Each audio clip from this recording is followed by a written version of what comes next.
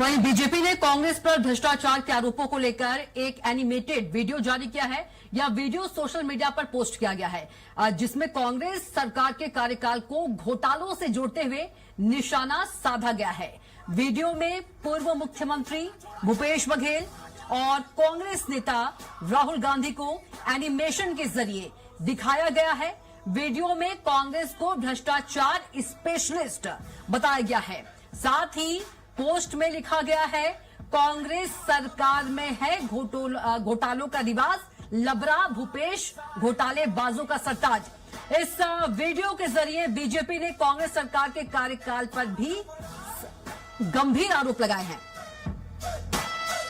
Animated video देख सकते हैं। कांग्रेस की सरकार तो हुआ शुरू खेल और भूपेश निकले घोटालों के सरताज। न छोड़ा स्कूल को, न छोड़ा यूथ को, न छोड़ा जमीन, न छोड़ा चावल, न छोड़ा जॉन बैल को। वारे वाह, मच गई थी जनता में हारे। आओ सुनाऊं कांग्रेस की कहानी।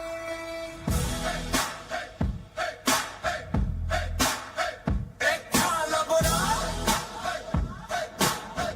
और वादे सारे लबारी।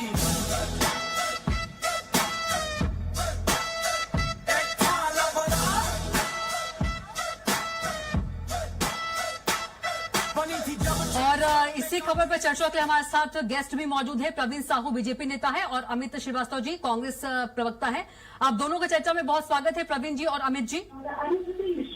नमस्कार जी अमित जी, सबसे पहले सवाल आपसे, आपने तो वीडियो देखी ली होगी जो बीजेपी ने एनिमेटेड एक वीडियो जारी की है। उसमें भ्रष्टाचार को दिखाया गया है कि कांग्रेस सरकार में किस तरह से भ्रष्टाचार हुआ है और कांग्रेस सरकार के कार्यकाल को घोटाले से जोड़ते हुए निशाना भी साधा है और कांग्रेस को भ्रष्टाचार का स्पेशलिस्ट बताया गया है।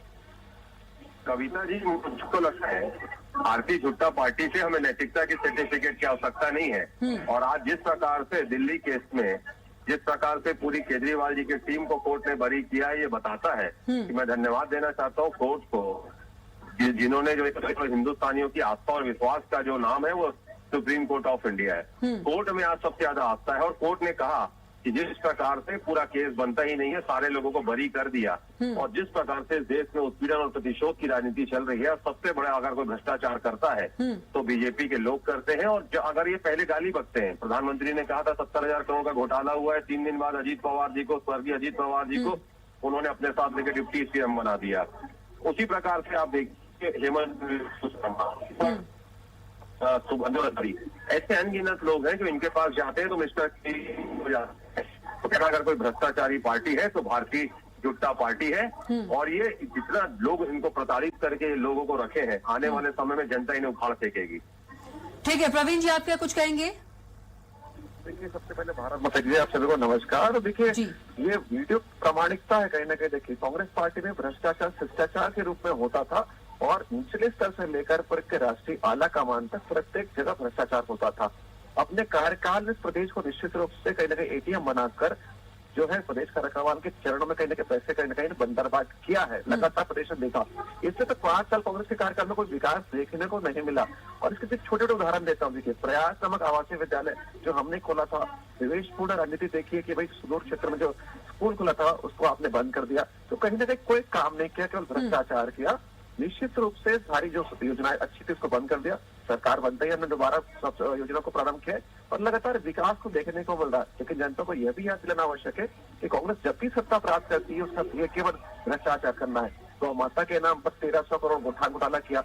और देखिए, विधानसभा के सत्र में उत्तर दिया गया था कि भाई जो गोबर है वो बह गया, गोमूत्र का कोई अता पता नहीं। और देखिए, इन्होंने किसानों को विवश किया था कि आप वर्मी कंपोस्ट के नाम पर जो है मिट्टी खरीदिए। तो ऐसे बहुत सारे भ्रष्टाचार कांग्रेस पार्टी ने किए हैं। आज इस संबंध में अगर वीडियो जारी कर रहे हैं तो इनको तकलीफ हो रही है। तकलीफ इसलिए हो रही है क्योंकि इन्होंने कहीं भ्रष्टाचार किया। यदि भ्रष्टाचार नहीं किया होता तो इनको परेशानी नहीं होती। बिल्कुल अमित जी, कई आरोप लगा रहे हैं प्रवीण साहू जी भ्रष्टाचार के। देखिए, कहते हैं ना कविता जी कि जिन्हें शायरी कहने का अदब नहीं वो आजकल गजल सुना रहे हैं। यही हाल भारतीय जनता पार्टी के नेताओं का है। देखिए, जैसा मैंने कहा ना कि जिस विद्वान प्रवक्ता है भ्रष्टाचार शिष्टाचार तो भाजपा ने भी बताया है ये भ्रष्टाचार है। और जितने भी खुद पहले बढ़ते हैं इनके नेता के भ्रष्टाचारी हैं, बाद में मिस्टर क्लीन हो जाते हैं। तो कविता जी, किसी ने कहा भी है कि झूमते हैं नाग ताने जलाने, इनका ना कोई ईमान है ना कोई दीन है, और जो भी जाता है वो धूल के निकलता है। अरे साहब, ये कोई भारतीय जनता पार्टी है या कोई वॉशिंग मशीन है? मतलब इनके यहाँ कोई जाए तो मिस्टर क्लीन, और इनको वो एक्सेप्ट भी हो जाता है। तो कम से कम इन्हें नैतिकता के नाते कुछ भी बोलने का अधिकार नहीं है। बिल्कुल प्रवीण जी, ये इनके लिए मैं शेर कहना चाहूंगा, शेर शायरी के माध्यम से उत्तर दूंगा कि उम्र भर गालिब यही फूल करता रहा, फूल चेहरे पर थी और वो आईना साफ करता रहा।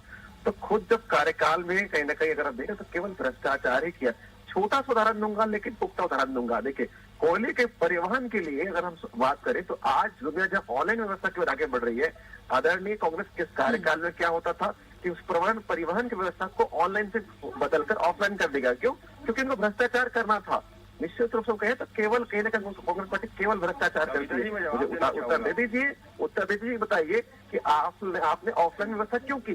जब सारा दुनिया ऑफलाइन से बढ़कर ऑनलाइन की ओर जा रहा है तो निश्चित रूप से आपका ऑफलाइन पर जाना प्रमाणित करता है कि आप कहीं ना कहीं भ्रष्टाचार करना चाहते थे और आपने किया भी। इसलिए तो जनता ने आपको उखाड़ कर फेंक दिया। और देखिए आदरणीय कविता जी, आपको महत्वपूर्ण चीज ये भी जानकारी दे दूं, यही किसानों को उन्होंने ठगा था और कहीं ना कहीं किसान को जो बोनस का जो चौथा राशि अंतर का वो देना चाहते थे, केवल चाहते थे लेकिन कभी दिया नहीं। आज अगर हम बात करें तो कल दिनांक यानी लगभग हम बात करें तो 28 फरवरी को फिर से किसानों को हम अंतर की राशि केवल एक किस्त में दे रहे हैं। इनके तरफ को तरसा नहीं रहे। तो यही मूलभूत फर्क भाजपा कांग्रेस में कि भाजपा हमेशा किसानों और सभी वर्गों को ठीक है प्रवीण जी, वक्त की कमी है इसलिए यहीं पर रोकना पड़ेगा। प्रवीण जी आपका भी बहुत धन्यवाद और अमित जी आपका भी बहुत धन्यवाद।